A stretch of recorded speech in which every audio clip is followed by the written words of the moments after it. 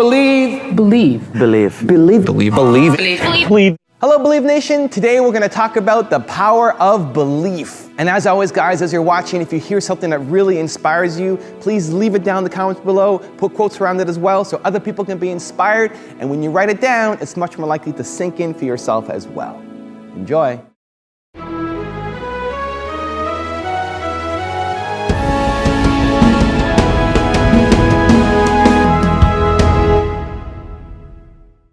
I want you to look at something right now. Think of some major goal you want, or maybe it's one you're already working on and you have experienced a lot of setbacks, a lot of defeats. You've experienced a lot of disappointment. Maybe you've already given up. And maybe you just need a little fire, a little encouragement to get back in the game again. Here's what I want you to look at. There are winners, and there are losers, and there are people who have not discovered how to win. And all they need is some coaching. All they need is some help and assistance, just a little support.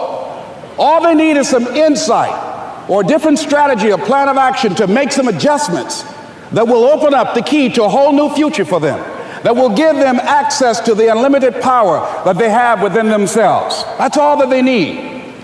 So what I want you to do is think about something you want for you, that's real for you, that's important for you, that will give your life some special meaning and power. And I don't even want you to say, I can do that. I don't want you to assume that. See, 5 years ago when I started out in this area, I would not have been able to make the mental leap that I would be up to where I am right now. I don't want you to begin to just psych yourself out. No. I want you to be able to say something to yourself that will enable you to maintain a level of integrity with yourself. That when you say this, even when you face tremendous setbacks, it will be a benchmark to keep you in the game, to keep you moving forward and experimenting and readjusting your strategy and your plan of action, continuously looking for ways to win. So what is that something?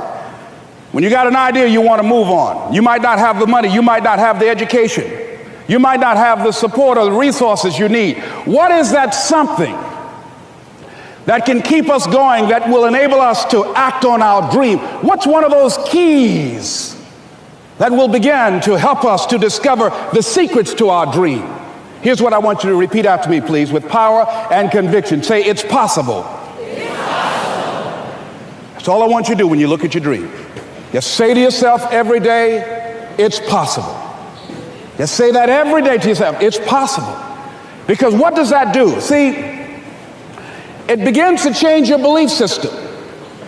See, the way in which we operate, ladies and gentlemen, it's a manifestation of what we believe, what's possible for us. Whatever you've done up to this point, all that it really is a duplication, it's a reproduction of what you believe subconsciously that you deserve and what's possible for your life. Before April 1954, the common belief, the universal belief, because it had been tried again and again and again and people had failed, the belief was that man was not physically capable of breaking the 4-minute barrier, that he could not run a mile in less than 4 minutes. That was the belief on the planet. It had never been done. But here's what happened, ladies and gentlemen. Roger Bannister came along, and he broke the 4-minute barrier. Now, here's what's significant about that. Since that time, up to this day, over 20,000 people have done it, including high school kids. What changed? 20,000 people, what changed? Here's what happened when they got on the track. They knew it had been done.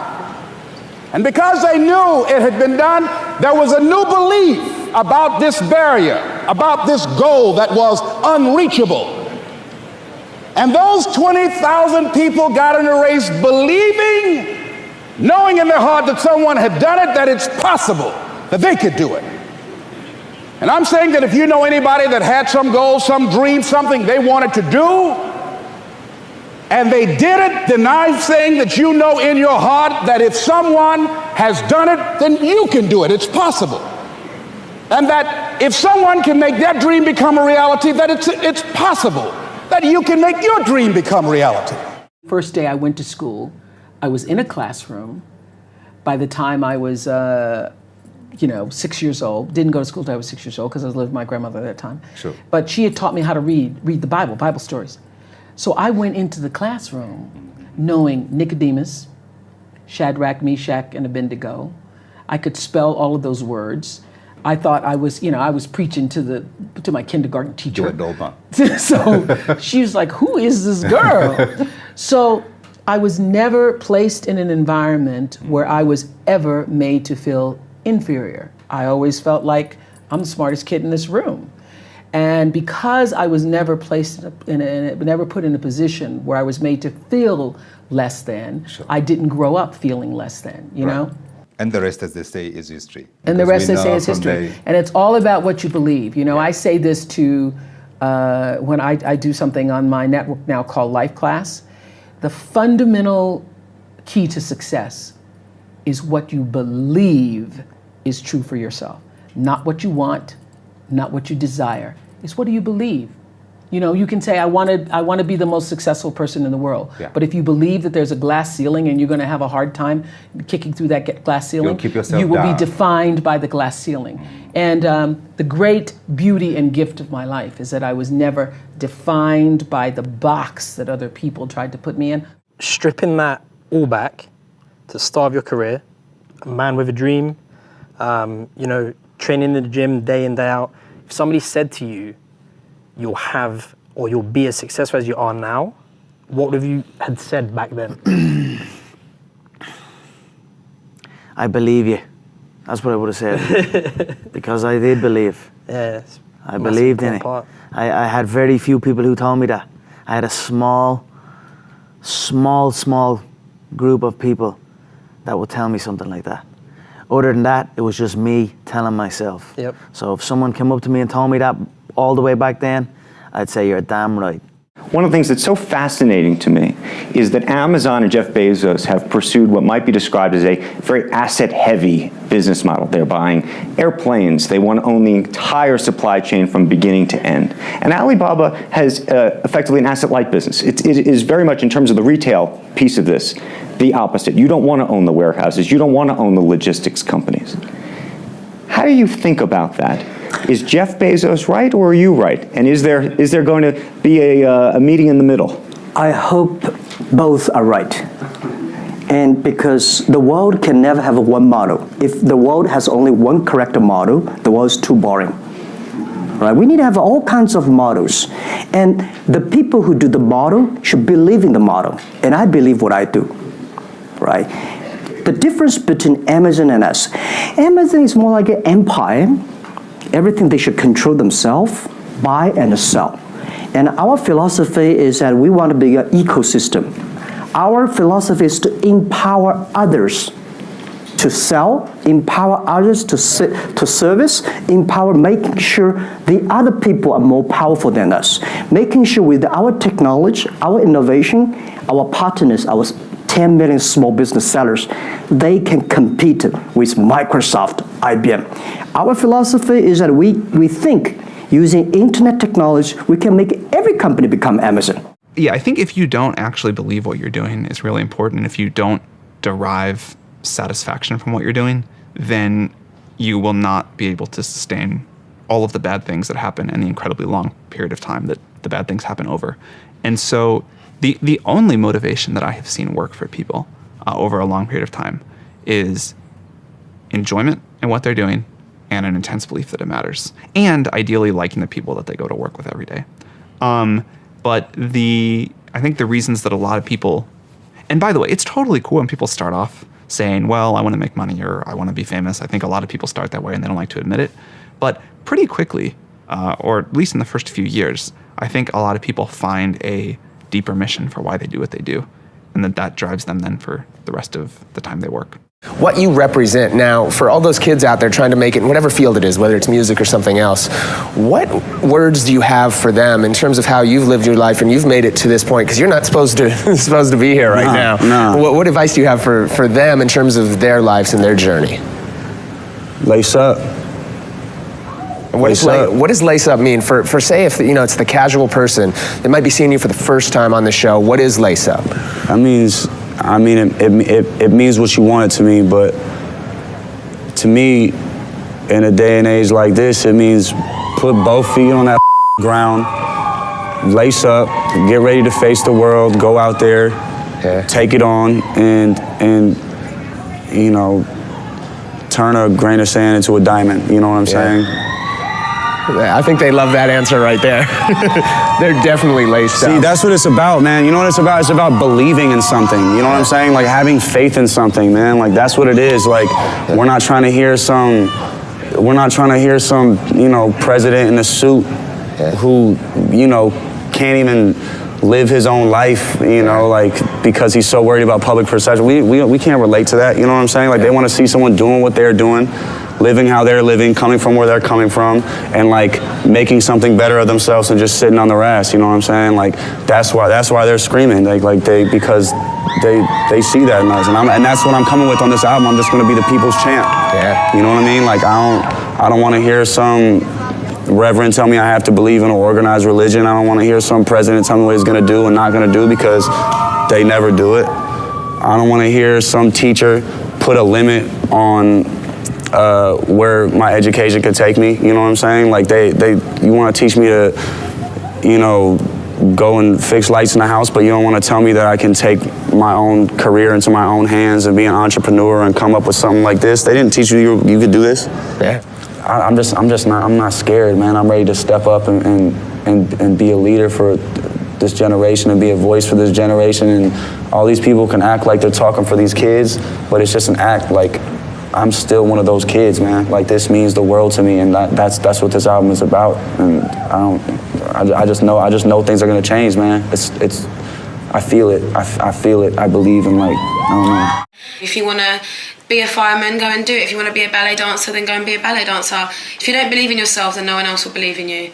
And it's so important for me to people to understand that I want to be an inspiration. I was bullied, as kind of 9 out of 10 children are, and I want to be a role model. And I think now I'm in the kind of limelight to go, it's okay, and it's the special people that are bullied, the ones that have something magical, and it's something that you can turn into a positive and not let it eat you away. And there'll always be someone that says you can't do it. There'll always be someone that says I don't believe in you. There'll always be someone that says I do believe in you, and there's always someone that says you can do it. And that's the people that you have to focus on. However much people try and put me down, which they do, and they say, every time I hear your song I want to burn my ears, I say, who's laughing now? My name is Alex Parrish. Protecting our country had always been my dream. Quantico was my first audition. I knew I had to go into this room and read these lines in front of all these people, but I was so nervous before I went in. So I went to the bathroom, I remember, before I went in, and I looked in the mirror, and it's so stupid and cliche. But I talked to myself and I said, what's wrong with you? You've played the most difficult characters in the most complicated movies. I tossed my hair a little bit, felt great, and walked out.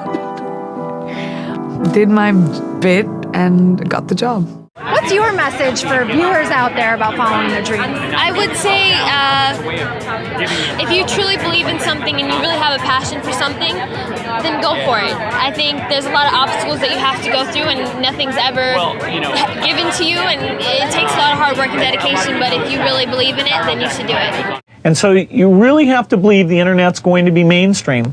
A lot of people are going to get out there and use it, and that they're going to be willing to pay for some content. Is that the operating idea that you have? Well, each of these businesses is an entrepreneurial business. The overreaching theme is that, yes, I believe in the internet. I believe it'll get increasingly popular, and we're doing some neat new things to take advantage of that. You've got a lot of cash on hand, yes? Right. All right.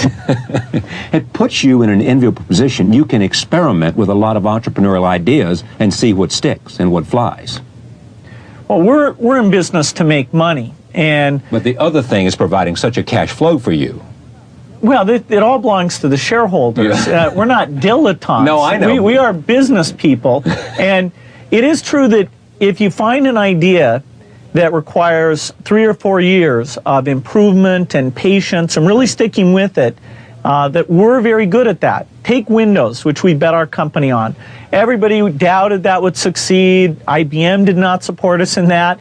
It took longer than we expected, over 4 years before finally graphical interface got popular, and now people take it for granted. It's part of every personal computer, and you just expect it to be there. That was one of the grand successes of the company. In the same way, we're betting on the internet, that our tools there will be popular, and that a few of these content plays that we've decided to get involved in, that the scale and the users will make those into great businesses.